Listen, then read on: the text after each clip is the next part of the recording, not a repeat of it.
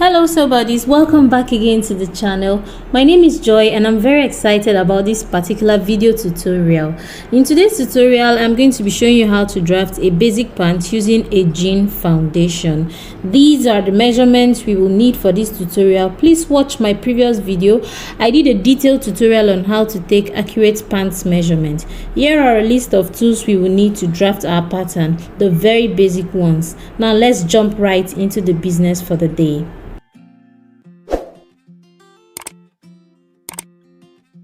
Starting with the front pattern, I came down from the top of my pattern paper 1 inch and from the side I came in 2 inches. For this particular tutorial, all our measurements will be in inches. But if you are used to working with centimeters, then you can always convert from inches to centimeters by doing 1 inch is equal to 2.5 centimeters. The next thing I've gone ahead to do here is to take all my vertical measurements and square them out horizontally. My vertical measurements are my waist to my hip, my waist to my knee, my waist to my hem, which is the full length of this pant, and also the crotch depth, which is the waist to the crotch level. When marking the crotch depth, add 0.5 inches for ease. So my crotch depth is 11.5 plus 0.5 will give me a 12 inches. That is what I'm using for this measurement. Now from the side at the level of the waist, mark out your hip circumference.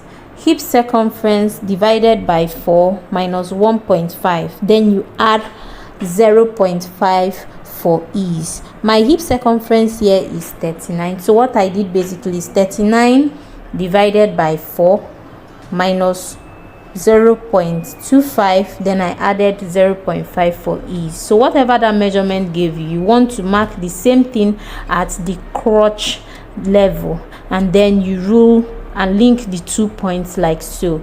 Now from the side at the level of the crotch, you want to come in by 0.5 inches like you've seen me do. Now the next thing you're going to be doing here is your round tie. You divide your round tie measurement by 2, then you mark it from that 0.5 inch you came in, you mark it on your crotch line. This point after the vertical line should measure 1.75 to 2 inches at most. From this vertical point at the level of the waistline at the center front, come in 0.5 inches, and then you connect with a straight rule to the point at the hip line.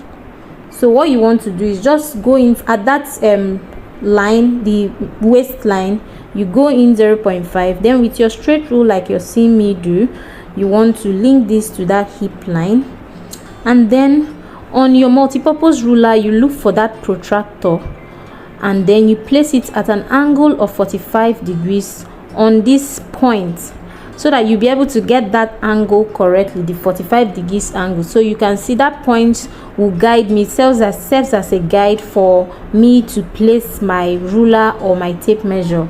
Now along this diagonal line, you want to mark 1.5 to 1.25 inches. So what you are doing basically is you mark that diagonal line at that angle of 45 inches. So you want to mark on that line 1.5 to 1.25 inches. Now you're going to be linking these points I've highlighted to that point at the hip line like so, using your French curve. You're just going to be linking this. You link it and make sure the line is a smooth one like you're seeing me do. Now the next thing I'm going to be doing is from the new point on the waistline, you want to measure out your waist circumference divided by 4, and then you add half, that's 0.5, and also add 1/8 for ease. 1/8 for ease. So that's what you want to do. My waist circumference here is 29, so I'm going to go ahead and do 29 divided by 4 plus half. The reason why I'm adding half is because we are fuller in front than we are at the back. So basically the waistline in front should be, larger than that of the back. So I've done that. 29 divided by 4 plus half, then you add 1/8 for ease. So now what you want to do with your French curve, you link this new point at the side of the waistline to the hip line, and then to your crotch line, like so. So just with your French curve, you link that line. Now the next thing I'm going to be doing is measure out the length of this my hip, the round tie, the other measurements we did. You want to measure it and find the midpoint. In this, half of my round tie gave me 11.5, so I've gone ahead to find the midpoint. The next thing you want to do is square this up and down at an angle of 90 degrees. So you want to take this line up to the waistline, and then you rule this same line down to the hem, like so. Make sure that this line is at an angle of 90 degrees to the crotch line. Now the next thing you want to do is, for the knee width, you want to divide your hip circumference by 4 minus half, and whatever value it gives you, you want to divide this value into 2, like share it equally on both sides of this line, like you're seeing me do. Divide this value equally on both sides on the vertical line of the knee. Now for the hem, add 1 inch to whatever value you got at the knee width, and then divide it equally on both sides of the vertical line, like you're seeing me do. Now after you've done that, using a straight ruler, you want to connect these points together, and then using your hip curve, connect the crotch to the knee. So with my straight ruler, I've gone ahead to connect these hem points, the point at the hem on the side and also the center front, to the points at the knee. And then going in with my hip curve or my multi-purpose ruler, I'm going to connect the knee point to the crotch point, and do the same for the side as well. Now working on the dart, we are going to go into work on the dart. From the center line of the pant at the waistline, you want to come down 3.5 inches for your dart length. Now you can actually do a 4 inches, preferably a 3.5 to 4 inches is very okay for your dart leg, front dart length. So you want to do this. Remember, our dart width that we added was 0.75. So what you want to do at this point is to divide 0.75 on the two on both sides of the line, like you're seeing me do, dividing 0.75 on both sides of this line, and then you want to link your 2 dart legs to this point. You link it like so. After you've done that, the next thing we are going to be doing is to take our front crotch measurements. Like I said, if you haven't watched my measurements video, please refer to that video to know how to take your front crotch measurements on your body. Now we are going to compare these measurements with the value we got when we are taking our body measurements. So here my front crotch measurement is 12 inches. So with your tape measure, you want to measure this front crotch measurements on your pattern. So here, after taking my measurement, I found out that the crotch length was basically 0.75 longer than my original length, and I've gone ahead to come down 0.75 from my center front at the level of the waist. So the next thing I'm going to be doing here is close up my dart like you're seeing me do, and then link this new point to the side seam, that's the side part. And after I've done that, I'll go ahead and open up my dart, and then my front trouser pattern or my front pant pattern is very ready to cut out. The reason why you close your dart before drawing on this line is just so that the 2 dart legs will meet at the same point, so that the 2 dart legs will be equal. If you don't close your dart like so, they won't be equal. So make sure you close it before you rule out this line. So here, as you can see, our front trouser pattern is ready. Now let's get to the back part of this tutorial. For the back pattern, I came down 2 inches from the top and then 2 inches for the side, and I've gone ahead to mark out all my vertical measurements and I squared them out horizontally. I also labeled them on the side. So now the next thing you want to do for your back waist is from the side at the level of your waistline, you measure out your hip circumference divided by 4, then you add 0.25 and also add 1/8 for ease and math. Take these measurements also on the crotch depth like so, and then you link these 2 points together. From the side at the level of the crotch, come in 0.5 inch just like we did for the front, and then for a contoured fit, the total crotch level for the back and the front pattern should be equal to at least the thigh circumference plus 1 to 1.25, and for a relaxed fit it should be at least 1.5 to 2 inches. So here you want to mark out the thigh circumference divided by 2 plus what we have plus 1 to 2 inches, depending on if you're going for a contoured fit or a relaxed fit. In my case, what I added was a 1 inch. So whatever the front part gave me, or for the back piece, what you just want to add is extra 1 inches to whatever value you got in front. So that's what I've done there, but this can vary depending on what fit you're going for. Now the next thing you want to do, from the points, just like we did in front, from the points at the crotch level, just at the center back line, you want to draw out a diagonal line at an angle of 45 degrees. Remember we did this in front, so that is the next step we are going to be taking. We draw out this diagonal line at an angle of 45 degrees. So here with my French curve, using that protractor markings on my French curve, I'm going to go ahead and place that point for guideline, so that when I'm drawing the line I can follow that guide to get the exact 45 degrees angle. So after I've done that, the next thing I'm going to do is to mark the midpoint of this vertical line on my center back as guide. So for this line now, the vertical line that runs from the waistline to the crotch line, what we want to do next is to find the midpoint of this vertical line, and then we'll just mark that midpoint as guide. Remember that point is going to be a guideline to drawing our back crotch length. So it's just going to be a guide. It's not a must that point must be there, so that when you are drawing your back crotch length, if it doesn't meet, you can always adjust that line. So at this diagonal line at an angle of 45, along the diagonal line, what you want to do is mark 1.75 inches to up to 2 inches, especially for larger size. So if you're sewing for a larger size person, you want to mark 2 inches on this line, but if you're like medium to small size, then you can use 1.75. So now the next thing I'm going to be doing at this point is to go in 1.75 from the CB line, that's the center back line.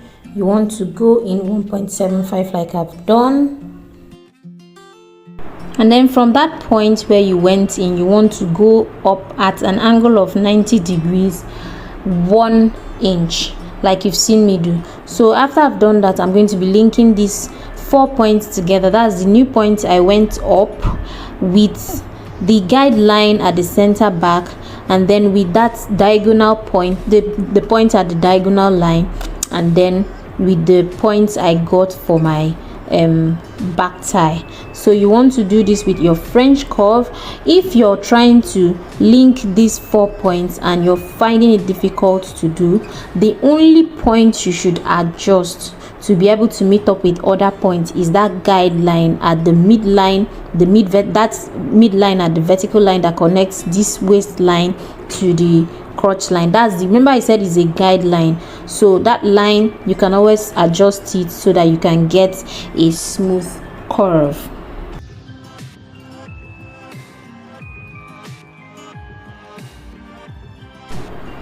So now the next step here is to find the midpoint between the previous CB and this side line. So you want to find the midpoint like so. This will be our dart position. So at that dart position, you want to come down 4 inches for your dart length. You can actually do a 4.5 works well also. So with your ruler, you want to square this down at an angle of 90 degrees and also come up a bit over that waistline. So you want to come up like so. Now from the new center back at this new waistline, which is higher than the previous waistline, you want to divide your waist circumference, in my own case 29, divided by 4. Then you subtract 0.25. We are subtracting in this case because we are less fuller at the back than we are in front. Remember, we added that 0.25 for the front waist. Then after you've done this, you go ahead and add your ease. This is because we are more narrow at the back than in front, hence the subtraction of 0.25. Add your dart width to this measurement to get the back waist. Then on both sides of the dart line, you mark your dart width of 0.75, sharing it on both sides of this dart line, and then you link this point to your dart length. That's the point. The two dart legs, you're going to link it just like we did in front. After you've done that, close up your darts. I should have done that before drawing that line. So you want to close up your dart, then you draw this line so that the two dart legs will be equal. As you can see, after drawing it, after I'd closed it up, you see that the other one at the side of the side seam went up higher, so it's now equal to the other dart leg. After I've done that, you join the the points at the waist, hip and crotch with your French curve. The next thing I've gone ahead to do is to find the midpoint of my round tie like so, like we did in front. Then you want to take this line at an angle of 90 degrees up to the waist level and also down to the hemline. So we are going to go in to work on our round tie. On the knee line, take what you have on the front knee line and then you add 1 to it. Now divide this value into 2 on both sides of this vertical line. On the hem line, add 1 inch to the value gotten at the knee line and then divide by 2 on both sides of the vertical line, just like we did in front. Now go in with your ruler and link these points at the hem to the knee, and with your French curve or your hip curve, you can now link the point at the knee to the crotch in the center back and also at the side like you're seeing me do. Now after we've done that, the next thing we're going to do is to measure our back crotch length. Remember from our measurement tutorial, I told you that the back crotch length, to get the back crotch length, you have to subtract your crotch length, that's the complete crotch length, from the crotch and front crotch length. So this is going to give you your back crotch length. So after I've done this, I found out that I needed an extra 0.75 to complete my back crotch length. So after measuring this crotch length on my pattern, I needed an extra 0.75 to complete this. So now I'm going to go ahead and create a balance line to spread out and then add the extra 0.75. What you want to do basically to create this balance line is to measure out this vertical line like so. You divide it into 3 and then from the crotch line you come up with that 3 you divided, you come up and mark at that point. Then you want to square out at an angle of 90 degrees to the side of your trouser like so. Now this is going to be my balance point. I'm going to be using this point to, extend, slash out, extend, and then add the extra 0.75 that is going to give me my complete back crotch length.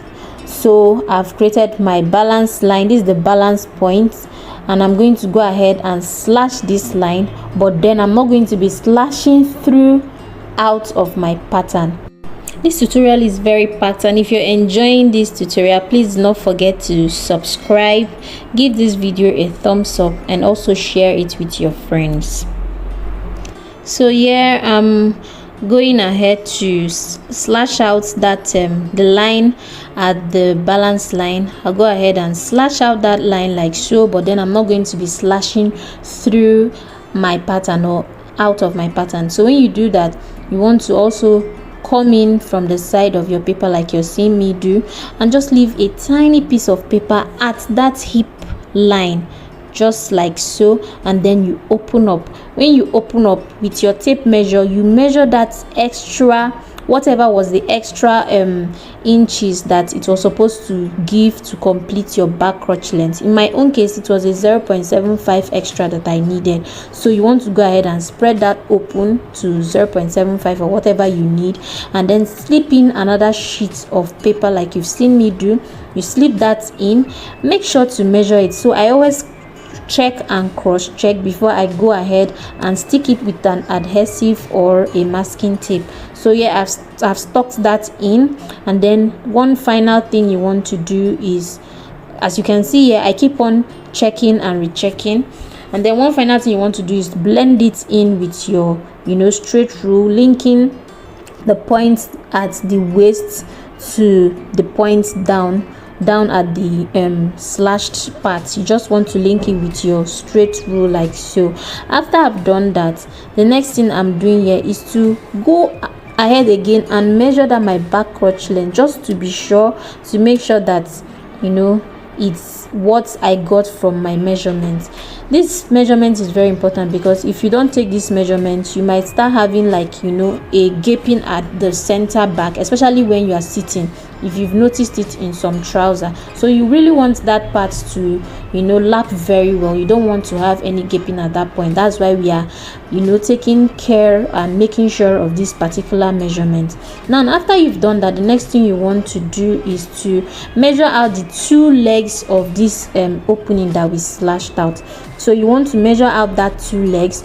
You measure one point and then the other. There is a huge possibility that they will not be equal, especially when the slashed opening, especially when the slash opening is very wide, especially in a case where the opening is up to 2 inches, the difference will be very much. So in my own case, the difference was just a 0.25, which I've gone ahead to mark at the side seam part. So you want to go ahead and mark it at that hip part and the balance point. Then with your French curve, you want to now link this will be your new hip point. You want to link it like so to the crotch point, and also to the waist point like you're seeing me do.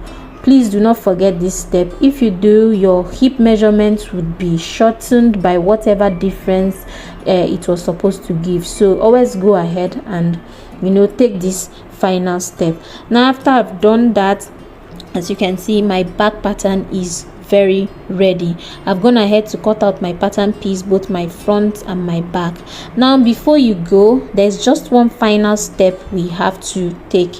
Remember, this pattern, we want it to be very perfect, to give us a perfect trouser. So we are going to be taking all the precautions necessary.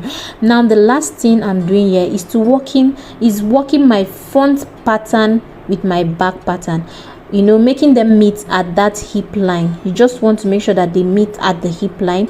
You work it up to the waist point, and then you also work it down to the hip line. In my own case, they are equal, so I don't have any problem. But if after working it up and down like you're seeing me do, you find out that there's a foreshortening or there's a reduction in one of the pattern piece, all you just have to do is to slip in a tiny sheet of paper to complete that reduction in whatever pattern piece, be it the front or the back. So you just want to add that, and then you blend it. After that, as you can see, our pattern is ready.